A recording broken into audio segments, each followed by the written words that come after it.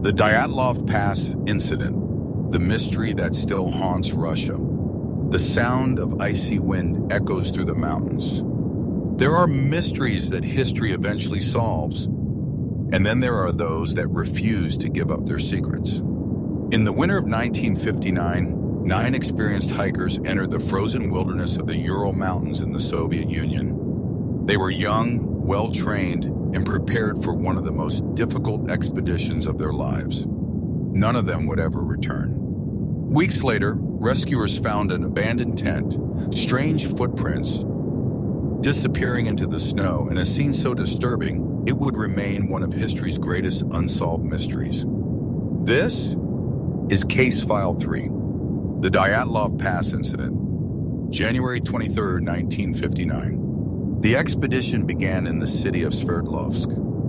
10 experienced hikers, led by 23-year-old Igor Dyatlov, set out on a skiing expedition through the northern Ural Mountains. Their destination was a Torten Mountain, a demanding route that only experienced mountaineers attempted during the harsh Russian winter. Before reaching the mountains, one member of the expedition became ill and decided to return home. His decision would unknowingly save his life. The remaining 9 hikers continued deeper into the wilderness. It was the last time they would ever be seen alive. February 1st, 1959. As darkness fell, the group pitched their tent on the eastern slope of Kholat Syakhl, a mountain whose name in the local Mansi language is often translated as Mountain of the Dead. Snow fell steadily while powerful winds swept across the exposed mountainside. No one knows exactly what happened that night. But sometime after darkness fell, something caused every person inside that tent to flee into the freezing wilderness. Without proper clothing, without their boots, and without any obvious explanation. The search begins. The hikers were expected to send word once they completed their expedition. But the message never came. At first, friends believed the group had simply been delayed by severe weather. Days passed with no sign of them, and concern quickly turned into fear. On February 20th, 1959, volunteer rescue teams, students, and military personnel began searching the snow-covered mountains. Several days later, they made a discovery that would raise more questions than answers. There, partially buried beneath the snow, stood the hiker's tent. It was still upright, but something was terribly wrong. The rescuers found that the tent had been sliced open from the inside. Inside were the hikers' backpacks, food, cameras, journals, heavy winter clothing, and boots. Everything they needed to survive remained behind. It appeared that all 9 hikers had fled into the freezing darkness and wearing little more than the clothes they had been sleeping in. Outside the tent, investigators discovered a line of footprints leading away toward a nearby forest. The tracks suggested the hikers had walked, not run, down the mountain. What could have caused experienced mountaineers to calmly leave the safety of their shelter in temperatures approaching minus 30 degrees Celsius? The answer lay nearly 1.5 kilometers away. Beneath the branches of a massive cedar tree, rescuers found the first 2 bodies. The men were barefoot and dressed only in their underwear. Nearby, the remains of a small fire suggested they had desperately tried to keep warm against the relentless cold. The bark of the cedar tree was stripped several meters above the ground, as though someone had climbed it in a desperate attempt to see something. Or someone hidden in the darkness. The mystery had only just begun.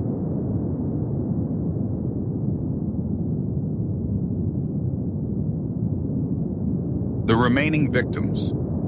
Over the following weeks, the search continued through deep snow and freezing temperatures. Not far from the cedar tree, rescuers found 3 more members of the expedition. Their bodies were positioned between the tree and the abandoned tent, as though they had been trying to make their way back to shelter. Winter slowly released its grip on the mountains, and as the snow began to melt, the final 4 hikers were discovered in a nearby ravine nearly 3 months after they had disappeared.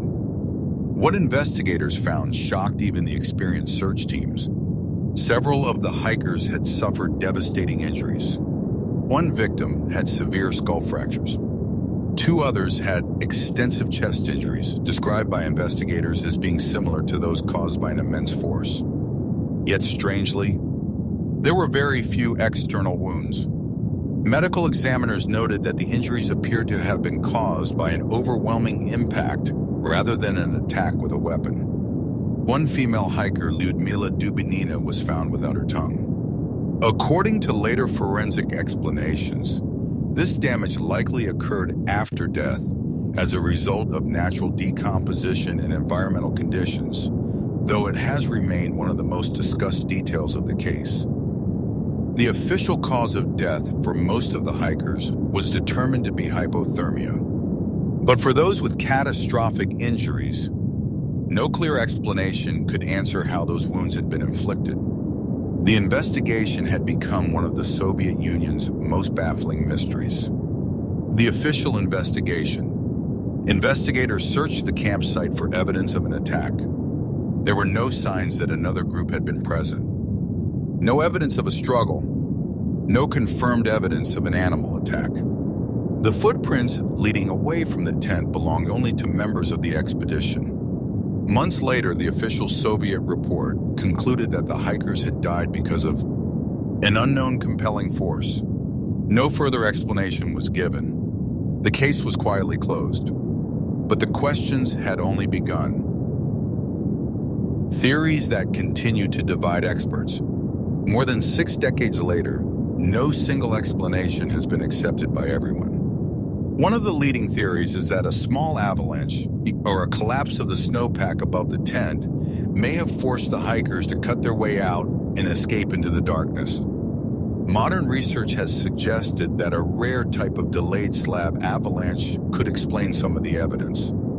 Others believe powerful downslope winds, known as katabatic winds, may have created terrifying conditions that caused the group to abandon the tent in a desperate attempt to survive. Over the years, other theories have emerged. Some believe the hikers unknowingly entered a secret Soviet military testing area. Others have suggested infrasound, produced by unusual wind conditions, may have triggered panic. And of course, there are those who believe something far more mysterious was waiting in those mountains. From unexplained lights seen in the sky, to stories of unknown creatures, paranormal theories have surrounded the Dyatlov Pass incident for decades. Despite countless investigations, none of these claims have ever been conclusively proven. What happened on that freezing night may never be known. Today, the abandoned campsite is gone. The snow has long since melted, but the mystery remains. 9 experienced hikers entered the Ural Mountains expecting to return home. Instead, they became part of one of history's greatest unsolved mysteries. Were they victims of a rare natural disaster? A tragic chain of survival decisions? Or did something happen in those mountains that has never been fully explained? The evidence tells part of the story. The unanswered questions tell the rest. Only the mountains know what truly happened on that cold February night. Thank you for watching The Hollow Signal. If you enjoy true horror stories, unsolved mysteries, and paranormal investigations, be sure to subscribe and join us for the next case. Until next time, keep listening. Some signals are never meant to be found.